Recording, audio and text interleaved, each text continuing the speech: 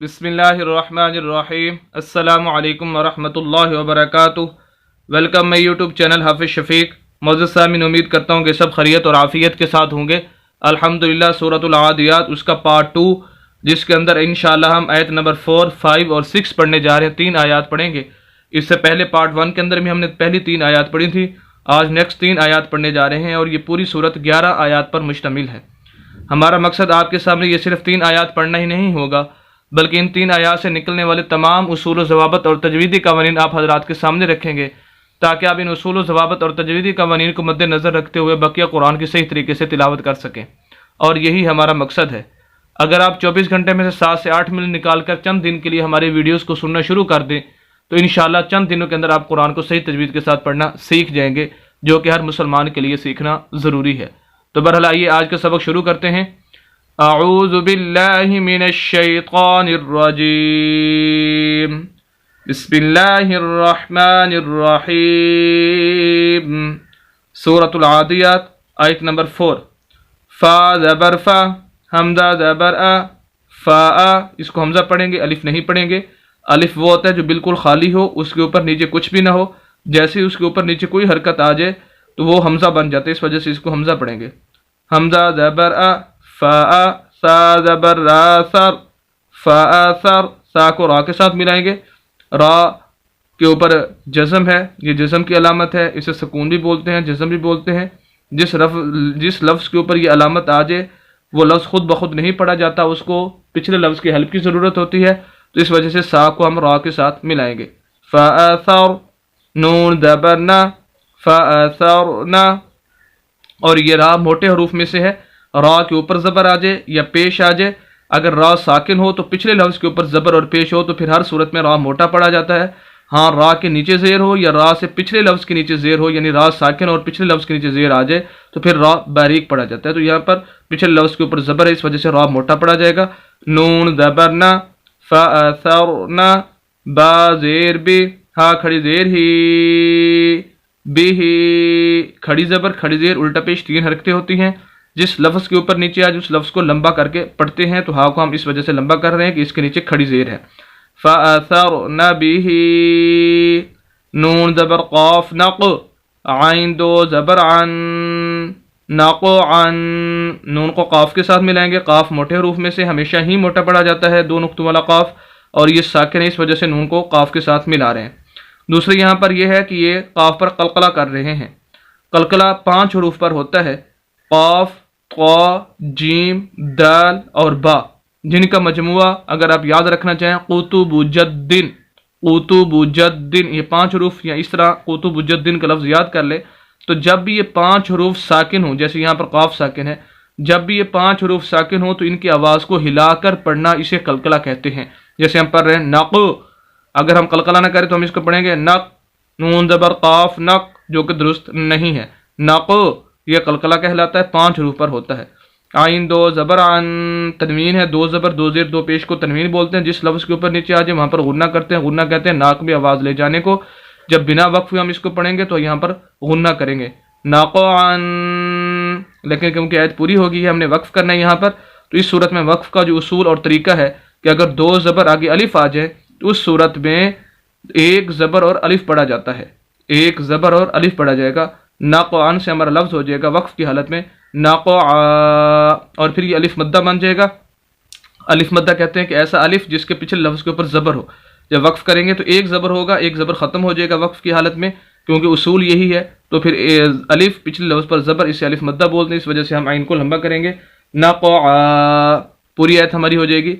फ़असरना बिही नक़अ, फ़ा ज़बर फ़ा, वाव ज़बर वा, फ़ा वा, सीन ज़बर क़ा सात।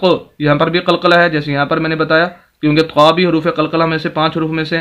फ़ा व सात, नून ज़बर ना, फ़ा व सात ना, बा ज़ेर बी, हाँ खड़ी ज़ेर ही, बिही खड़ी ज़ेर लंबा करेंगे। जीम ज़बर मीम जम, आइन दो ज़बर अन, जम अन। बिना वक्फ के जब पढ़ेंगे तो गुन्ना होगा, लेकिन जैसे ही वक्फ करेंगे 1 ज़बर और अलिफ पढ़ जाएगा, तो जम आन से हमारा लफ्ज़ हो जाएगा जमा, जमा। फ़वसतना बिही जमा, اگر ان دونوں آیتوں کو ملا کر پڑھیں فَأَثَرْنَ بِهِ نَقْعًا، وقف کی یہ ملا کر پڑھنے کی صورت میں یہاں پر غنہ ہوگا. فَأَثَرْنَ بِهِ نَقْعًا فَوَسَطْنَ بِهِ جَمْعًا. نیکسٹ آیت نمبر 6. حمزہ زیر نون ان، نون زبر لام نل، انل. حمزہ زیر نون ان، سین زبر الف سا، انسا. نون زبر نا، انسان، ان الانسان. یہ سین کے آگے الف، یہ الف مدہ ہے، اس وجہ سے سین کو لمبا کریں گے. نون زبر نا، انسان، ان الانسان. یہاں پر غنہ کریں گے اور یہاں پر اخفا کریں گے. اخفا کہتے ہیں کہ نون یا جو بھی لفظ جس پر بھی اخفا کیا جا رہا ہے اس کی آواز کو چھپانا. یہاں پر نون ساکن ہے، یہاں پر اخفا کر رہے ہیں، تو اس وجہ سے نون کی آواز کو چھپا کر پڑھنا. یہاں پر غنہ کر رہے ہیں کیونکہ نون مشدد ہے، شد والا ہے، تو نون مشدد پر ہمیشہ غنہ ہوتا ہے. جیسے یہ نون مشدد ہے، اور یہ ذہن میں رکھیں کہ نون مشدد وہ ہوتا ہے، یہ جو بھی لفظ مشدد ہوتے ہیں اس کو 2 مرتبہ پڑھا جاتا ہے. ایک مرتبہ پچھلے لفظ کے ساتھ ملا کر، اور دوسری مرتبہ اس لفظ کے اوپر نیچے کوئی نہ کوئی ضرور حرکت موجود ہوتی ہے، اس کے ساتھ اس کو پڑھنا ہوتا ہے. تو یہاں پر غنہ بھی کریں گے. نون مشدد، میم مشدد پر ہمیشہ غنہ ہوتا ہے، ناک میں آواز جاتی ہے. ان الانسان، یہاں پر اخفا ہوگا، غنہ نہیں ہوگا. ایک اخفا ہوتا ہے، غنہ ہوتا ہے. غنہ یہاں پر ہوگا. نون کی آواز کو کلیئر کرنا، یا جس لفظ کے اوپر غنہ کر رہے ہیں اس کی آواز کو کلیئر کر کے بالکل صاف پتہ چلے کہ یہ فلانا لفظ ہے. جیسے انل، نون کی آواز کلیئر ہے. اور یہاں پر اخفا کریں گے انسان، انسان. نون کی آواز کلیئر نہیں، چھپا کر پڑھ رہے ہیں، اسے اخفا بولتے ہیں. اخفا کا معنی ہے چھپانا. بہرحال ان الانسان، لام زیر لی، را زبر با رب، لرب، با زیر بی، لرب. شد والے لفظ کے بارے میں 2-3 اصول ذہن میں رکھ لیں. ایک یہ کہ شد والے لفظ، جس لفظ کے اوپر شد آ جائے، جیسے یہاں پر 2 مرتبہ پڑھا جائے گا، ایک مرتبہ پچھلے لفظ کے ساتھ مل کر، اور دوسری مرتبہ اس لفظ کے نیچے اوپر کوئی نہ کوئی حرکت ضرور موجود ہوتی ہے. اور دوسرا اصول یہ ہے کہ شد والے لفظ کو سخت کر کے پڑھتے، ہلکی سی آواز کو رو کر. لربہ، ہا کھڑی دیر ہی، لربہ.